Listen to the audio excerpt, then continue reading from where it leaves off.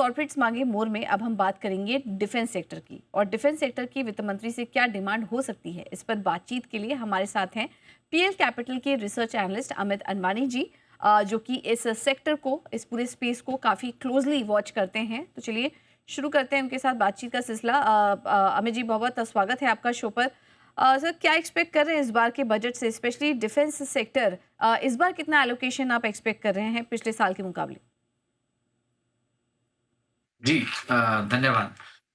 सो एक अगर आपको नंबर याद होगा, इस साल का नंबर जो था लास्ट बजट में, दैट वाज़ अबाउट 1,80,000 जितना नंबर था। एंड लास्ट ईयर गवर्नमेंट ने नंबर रिवाइज़ डाउन किया था 1,60,000 पे। सो 2 साल से 1,60,000 था। इस फाइनेंशियल ईयर के लिए गवर्नमेंट ने 1,80,000 किया। हमारा अनुमान है कि एटलीस्ट 10% डिफेंस में इज़ाफ़ा होना चाहिए डिफेंस बजट में।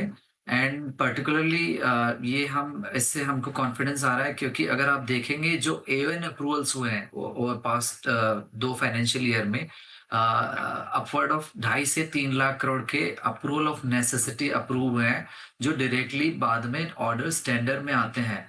और ये सब नंबर्स 2-3 साल पहले तक सिर्फ 40 से 50,000 करोड़ के अप्रूवल हुआ करते थे। तो जब 2.5 से 3 लाख जितने अप्रूवल्स हुए हैं, उसमें सारे प्लेटफ़ॉर्म्स लार्जली ब्रॉडली इंक्लूडेड हैं। अनमैन्ड एरियल व्हीकल्स, काफ़ी सारी कंपनीज़ उस पे काम कर रही हैं, काफ़ी सारे मिसाइल प्लेटफ़ॉर्म्स को गवर्नमेंट ने अप्रूवल दिया है डिफेंस एक्विजिशन काउंसिल ने रिसेंटली। सो जो कैलेंडर ईयर 2025 है, उसमें अगर हम देख लें तो अपवर्ड ऑफ 4,05,000 करोड़ के DAC defence acquisition council approval हुए हैं। और पिछले कैलेंडर ईयर में जो CY 24 है, उसमें कम से कम 3 लाख से ज़्यादा अप्रूवल्स हुए हैं डिफेंस एक्विजिशन काउंसिल की तरफ से।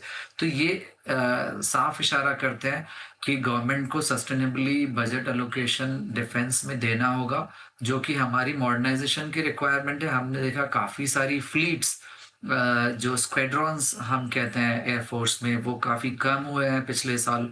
हम 31 से 29 हुए हैं। हमारा जो एलोकेशन है, जो हमारा ऑब्जेक्टिव है इन टर्म्स ऑफ स्क्वाड्रॉन, वो 41 है।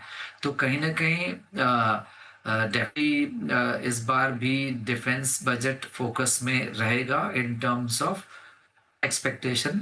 डबल डिजिट ग्रोथ मैं अनुमान लगा रहा हूँ फॉर दिस बजट। ओके, तो डबल डिजिट ग्रोथ यहाँ पर देखने को मिल सकती है इस बार के भी एलोकेशन में। और एक बहुत इंपॉर्टेंट पॉइंट अभी जो अमित जी ने हाईलाइट भी की, कि इस बीच प्रोजेक्ट भी काफ़ी सारे अनाउंस हुए हैं, डीएसी की तरफ से भी कुछ बड़ी घोषणाएं हुई हैं। तो इन सबको देखते हुए लग रहा है कि इस बार भी बजट एलोकेशन में डिफेंस स्टॉक काफ़ी ज़्यादा फोकस में रहेगा, और शायद टॉप प्रायोरिटी रह सकती है ये सरकार की। अमित जी, हम देखते हैं कि डिफेंस काफ़ी बड़ा क्षेत्र है, तो उसमें भी कोई पर्टिकुलर वर्टिकल जिसे कि वॉच करना चाहिए, जहाँ पर कि एलोकेशन इस बार ज़्यादा हो सकता है?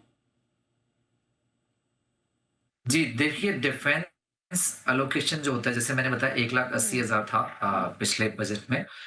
Typically air force, building and army में इस तरह डिवाइड होता है। पिछले 3 से 4 साल तक एयरफोर्स में 50 से 60,000 करोड़ एलोकेशन हुई है। एंड देन जो शिप बिल्डिंग साइड है, वहाँ पे 40 से 45,000 करोड़ की एलोकेशन हुई है, जो इंक्रीज़ हुई है। और आर्मी में टिपिकली 30 से 35,000 मेंटेन रहा है फ्रॉम पास्ट 3 टू 4 इयर्स। हमको लगता है क्योंकि कुछ और ऑर्डर्स, बड़े लार्ज ऑर्डर्स शिप बिल्डिंग और एयरफोर्स में अभी भी पेंडिंग है। यहाँ पर डेफिनेटली एलोकेशन 55-60,000 करोड़ से ज़्यादा रहेगी हर एक स्पेस में, दोनों में, शिप बिल्डिंग में अलग से और एयरफोर्स में अलग से। जैसे मैं बता रहा था, क्योंकि 3 एडिशनल सबमरीन का एक ऑर्डर पेंडिंग है फॉर अप्रूवल, विच जो 30,000 से भी ज़्यादा का वैल्यू होना चाहिए। फिर एयरफोर्स साइड में काफ़ी सारे हेलीकॉप्टर प्लेटफ़ॉर्म्स में टेंडरिंग बाकी है। वहाँ पर अब टेंडरिंग आएगी, प्लस गवर्नमेंट को एलोकेशन देना होगा, जो ऑर्डर्स ऑलरेडी एचएएल के पास आ चुके हैं। सो मुझे लगता है कि अगेन फोकस यहाँ रहेगा। अब पर्टिकुलरली अगर आप मुझसे पूछेंगे कि कौन से एरिया रहेगा, तो अगर आप देखेंगे, जिस तरह हम बात कर रहे हैं modern warfare, manoeuvrability and advance defence electronics, तो मुझे लगता है कि कहीं न कहीं ड्रोन्स काउंटर ड्रोन्स, ये काफ़ी फोकस एरिया हो सकता है। देन डिफेंस इलेक्ट्रॉनिक्स में हमने देखा कि गवर्नमेंट ने पहले भी काफ़ी फोकस किया है कि किस तरह राडार्स इम्प्रूव किए जाए। तो मुझे लगता है कहीं न कहीं डिफेंस इलेक्ट्रॉनिक्स डेफ़िनेटली एक फोकस एरिया होगा, जो गवर्नमेंट ने लास्ट ईयर भी डिक्लेयर किया था कि हम टेक्नोलॉजी का यूज़ करेंगे for project execution and reforms in defence sector to fast track that. तो मुझे लगता है डेफ़िनेटली निटी-ग्रिटी में अगर हम देखेंगे तो ये फोकस एरियाज़ डेफ़िनेटली रहेंगे, यूएवीज़, राडार्स एंड डेफ़िनेटली मिसाइल सिस्टम्स। ये मुझे लगता है कि फोकस एरिया हो सकता है in terms of execution and better allocation. Amit ji, हमने सेक्टर स्पेसिफिक तो समझा कि कहाँ कौन-कौन से वर्टिकल्स हैं जो कि इस बार फोकस में रह सकता है। कोई पर्टिकुलर कंपनी स्टॉक्स जिन पर की नज़र रखनी चाहिए इस बार अनाउंसमेंट के दौरान? जी, डेफ़िनेटली हमको वैल्यूएशंस में सिलेक्टिव होना चाहिए। हमने देखा हुँ। डिफेंस में जब काफ़ी सारा ऑर्डर बिल्टअप हो रहा था, तब पी मल्टीपल्स 50-70% बढ़ गए थे।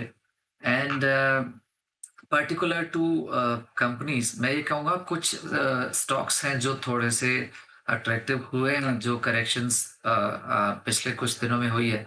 जैसे एचएएल हमको पसंद है, F28 पे हमारे नंबर पे रफली 28x पे ट्रेड कर रहा है, हिंदुस्तान एरोनॉटिक्स। वहाँ हमको लगता है कि जो बॉटलनेक है अभी इन टर्म्स ऑफ इंजन डिलीवरी, वो अगले साल शायद हमको लगता है सिचुएशन बेटर होगी।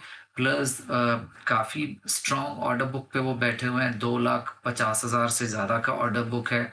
एंड हमको लगता है कि थोड़ा अगर लंबा व्यू बनाएँगे तो एचएएल, हिंदुस्तान एरोनॉटिक्स डेफ़िनेटली यहाँ से अच्छा परफ़ॉर्म कर सकता है। शिप बिल्डिंग में हमको लगता है कि जीआरएससी, गार्डन रिच जो है, and Mazagon dock. So Garden Reach, ये स्टॉक हमारे हालाँकि कवरेज में नहीं है, बट जो कंसेंसस पे दोनों ट्रेड कर रहे हैं रफली about 30-31 price to earning multiple on March 28, तो पहले से डेफ़िनेटली थोड़े अट्रैक्टिव हुए हैं। और जैसे मैं डिस्कस कर रहा था कि शिप बिल्डिंग एक फोकस एरिया हो सकता है इन टर्म्स ऑफ टेंडरिंग, कुछ बड़े स्केल के ऑर्डर्स अभी भी पेंडिंग है, जो क्लियर हो सकते हैं, और इनकी ऑर्डर बुक्स और भी बेटर हो सकती हैं, जो इनकी रेवेन्यू विजिबिलिटी और बढ़ाएगी। तो ये 2 स्टॉक्स हैं, जीआरएससी और एमडीएल, जहाँ मुझे वैल्यूएशंस पहले से थोड़े बेटर लग रहा है। एंड डिफेंस इलेक्ट्रॉनिक्स में हमको लगता है डेटा पैटर्न में जो अभी हालाँकि जिस तरह की प्राइस करेक्शन हुई है, स्टॉक रफली अबाउट 27-28x पे ट्रेड कर रहा है। ईवी EBITDA पे भी अगर हम देखें तो 16-17 ईवी EBITDA पे ट्रेड कर रहा है F28 पे।